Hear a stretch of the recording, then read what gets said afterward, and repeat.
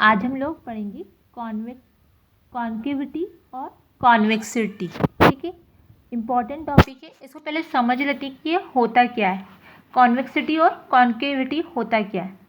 ठीक है, अब देखो मैंने एक एक्सेस बना लिया है, एक लाइन ड्रॉ कर ली, एक्स एक्सेस और वाई एक्सेस।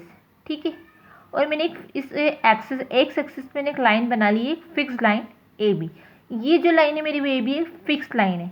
ठीक है, अब मैंने इस पर एक कर्व ड्रॉ कर लिया। ठीक है,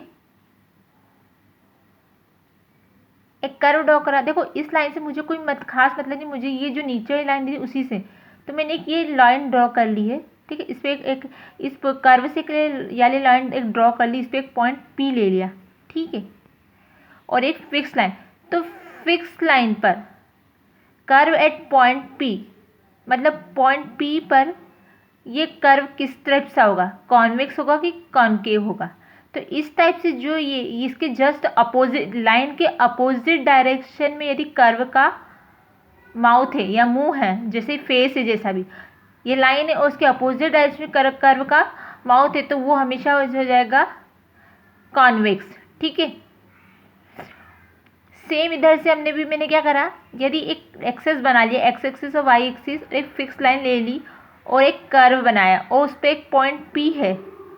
ठीक है, तो क्या हो जाएगा, ये कर्व कैसा हो जाएगा, कॉन्केव हो जाएगा। कैसे, इसको याद रखने का तरीका क्या है, यदि लाइन के जस्ट सामने ही कर्व का ओपन हो रहा है, उसका माउथ या फेस है, तो वो कर्व कैसा हो जाएगा उस पॉइंट, तो curve at point P concave with respect to line, मतलब ये कर्व कैसा कॉन्केव होगा इस लाइन के अकॉर्डिंग। देखो याद रखने का तरीका क्या है इसका, यदि फिक्स लाइन के अपोजिट कर्व है तो कॉन्वेक्स, और फिक्स लाइन के सामने कर्व है तो कॉन्केव। ये कॉन्वेक्स और ये कॉन्केव, अपोजिट हुआ तो कॉन्वेक्स और पैरेलल मतलब सामने हुआ तो कॉन्केव।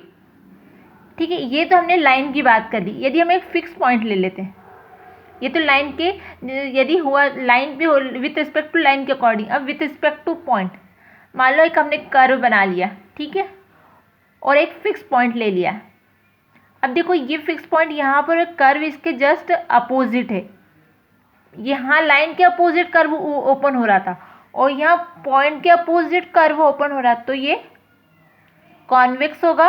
और देखो यदि पॉइंट के जस्ट सामने मतलब ओपन हो रहा है, सामने ही ओपन हो रहा है, तो ये कॉन्केव। याद रखने का तरीका मतलब समझे, पॉइंट के जस्ट अपोजिट कर्व ओपन होगा तो कॉन्वेक्स और पॉइंट के सामने ओपन होगा तो कॉन्केव।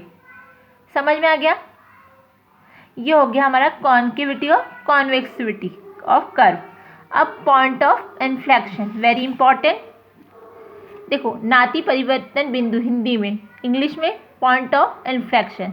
अभी मैंने आपको बताया कि कॉन्केव और कॉन्वेक्स होता क्या है, कि यदि एक फिक्स लाइन है उसके यदि उस फिक्स लाइन के जस्ट अपोजिट कर्व ओपन होता है तो वो कॉन्वेक्स होता है, और यदि जस्ट के फिक्स लाइन के जस्ट सामने उसका माउथ ओपन होता है तो वो कॉन्केव होता है।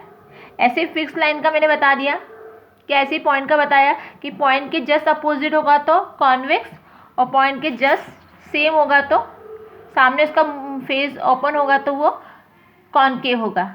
अब देखो पॉइंट ऑफ इन्फ्लेक्शन होता क्या है।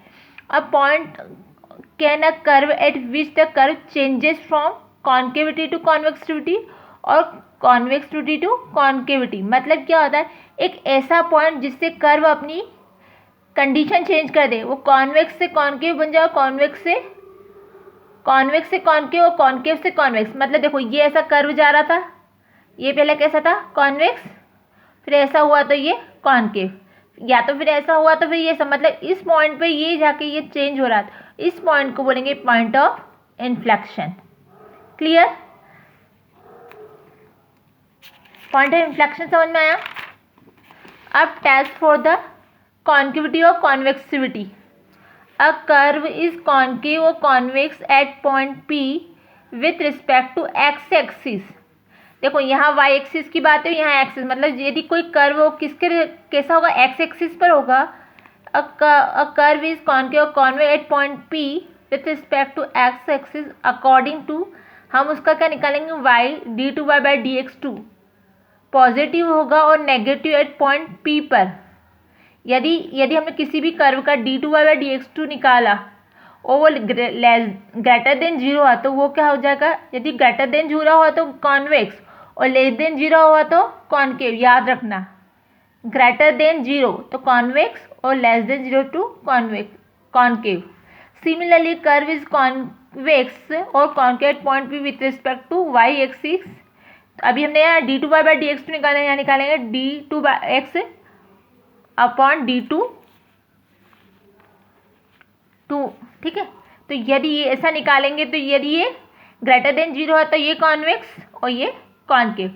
सी यहाँ पर एक्सिस का फर्क है, बाकी तो सेम है, ठीक है। अब देखो test for point of inflection कैसे निकालते हैं। अभी हम लोग सिर्फ समझने का तरीका इसके क्वेश्चन से देखेंगे तो मुझे ज़्यादा क्लियर होगा।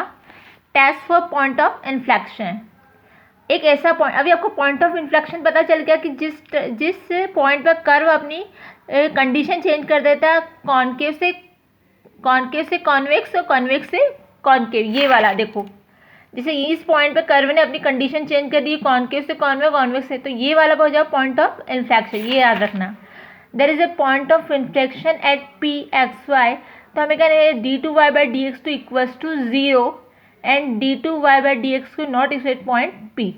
यह है test for point of inflection. ये चेक करने का तरीका, यदि d two Y by D x two zero आ जाए और d two y upon d x cube not equals to zero, ठीक है, पॉइंट ऑफ इन्फ्लेक्शन।